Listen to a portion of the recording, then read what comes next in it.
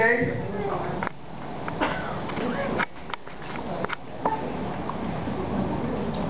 all right, he called himself the light of the world. He also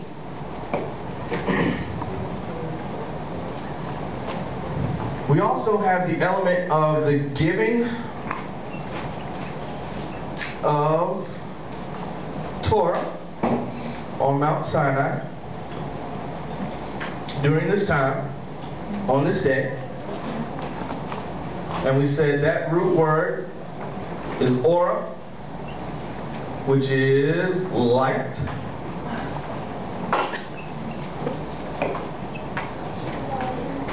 So now we can see a very clear connection. Oh, I'm sorry, I forgot. Creation. Fourth day, sun, moon, stars, 4 seasons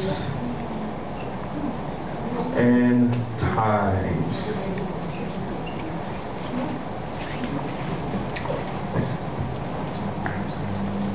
Who think they could have created the world from the beginning and figured all of this out? Only Yahweh. Who thinks that any man-made holiday would be able to reflect something like this? There is no way that anything man does, comes up with, would ever be able to be so ingrained into the very creating of the world. I know that's right. There is nothing. This is why on the day that Yahweh gave the Torah, how many years later after the world was created? It wasn't like, he was like, all right, well, let's do this, all in one day, and then I'll make sure it lines up.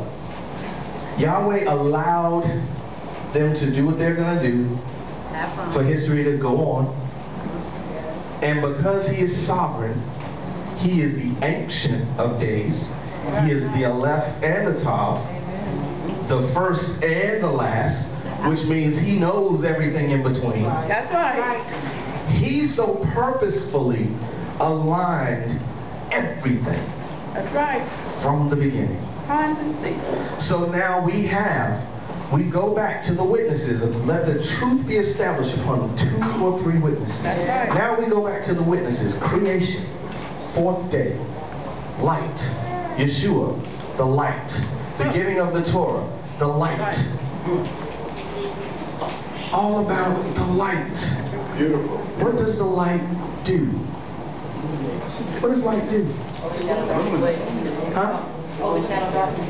Overshadows darkness. All right now. Light overshadows darkness. And what would we, if you had a description of light, a very fitting description could be truth. Would you all agree? Yes. Truth. Really, what is the Torah? Truth. It is establishment of truth. Right. It is the setting of the boundary lines. It's to let you know that if you go too far to the right, there's a snake pit. If you go too far to the left, there's a ditch. It's to let you know exactly where the straight and narrow. Does it keep you on the path just because you know it? Absolutely not.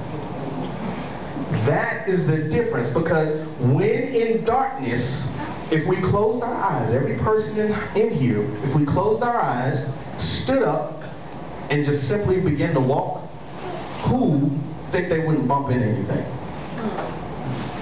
We'd all bump into something. We bumping into stuff. And what else would we do? When you walk into a dark room, even when it's at your own house and you know your house, you slow down a little bit, you start sticking your hands, you like walking slow, and if you got kids like me, you don't step too hard because you might step on a G.I. Joe or something, so you walk real soft and you kind of push away first because My son collects all kinds of stuff. I mean, there's rocks, sticks, all kind of stuff in the house. So, I mean, you know, you walk into his room, good gracious. Woo! You come out, you got all kind of stuff sticking in your foot. So, what we do is we slow down, and we're not sure of where we're going.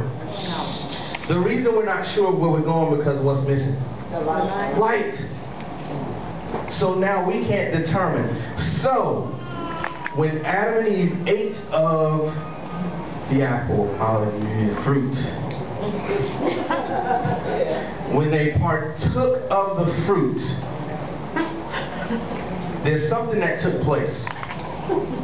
There was a certain enlightenment that took place. They became aware of more than one decision. They became aware. That's the giving of the Torah. The reason we needed the Torah is because now Adam and Eve know right and wrong. They know right and wrong. So they can see the wrong choice. And they can make a decision to go with it. And how many of you know that Shaul is not alone when he said, my flesh desires to do evil. That's right. That's right. It desires, it has a hunger for what is bad, what is not good. It has an appetite.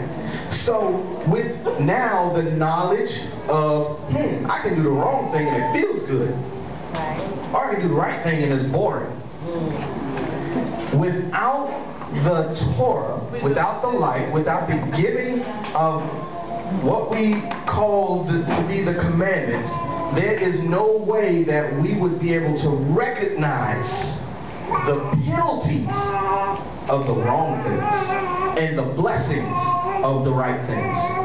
Because what they got, he told them to eat of the tree of life, which means you live, right?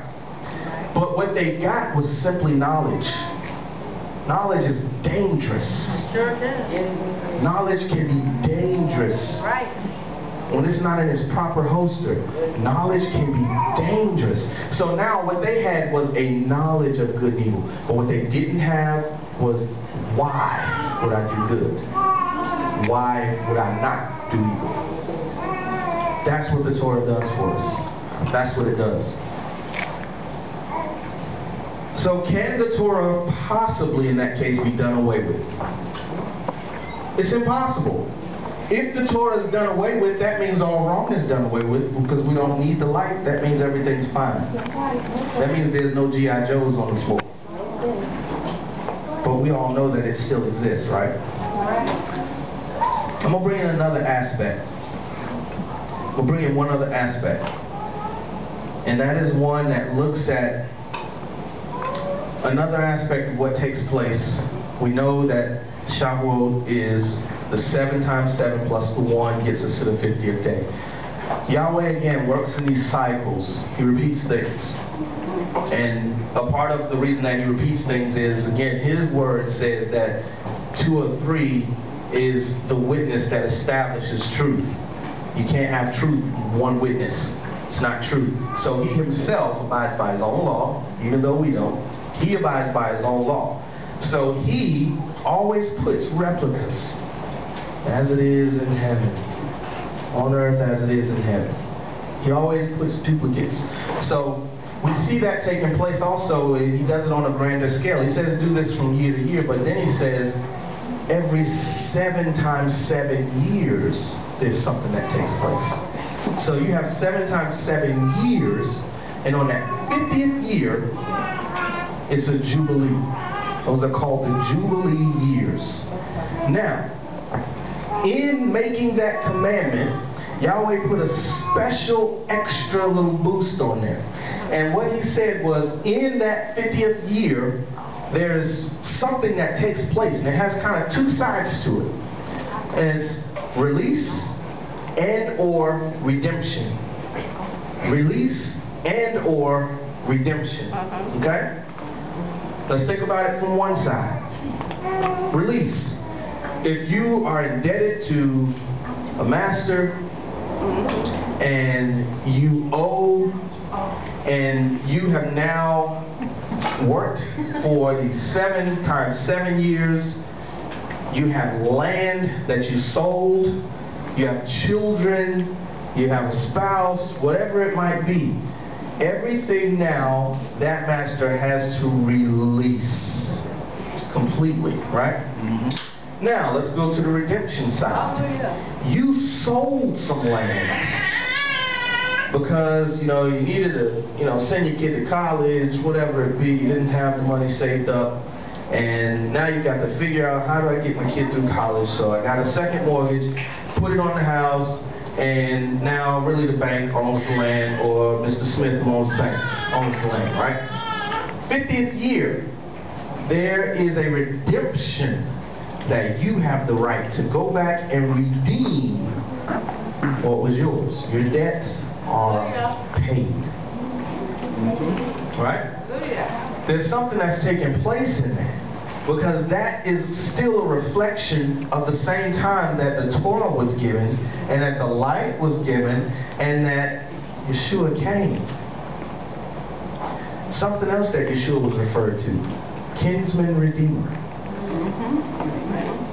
So he redeemed us. He came in the 4th day to redeem us. That is something else. Something that the Jewish people do on a customary basis, and have no idea the power that lies behind why they're doing it. And that is that every year during Shavuot or Pentecost, they read the story of Ruth. They read the book of Ruth. Now, everybody pretty familiar with Ruth? Just kind of a shaking head. Okay, all right. So we know that in the story of Ruth, she had a sister. And, wait a minute, I'm going to back up. Yeah. She had a sister-in-law. And the sister-in-law, the 2 of them were married to 2 brothers, right? Those 2 brothers died. And the mother of those 2 brothers, the father had already died.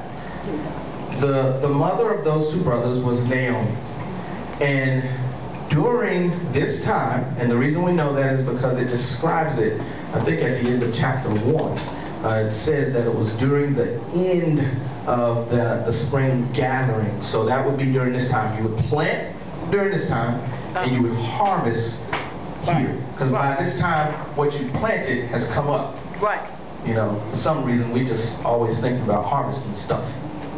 But you got to plant and then harvest. So, we just want to get stuff. I'm going to get mine. Yeah. You give yours. All right.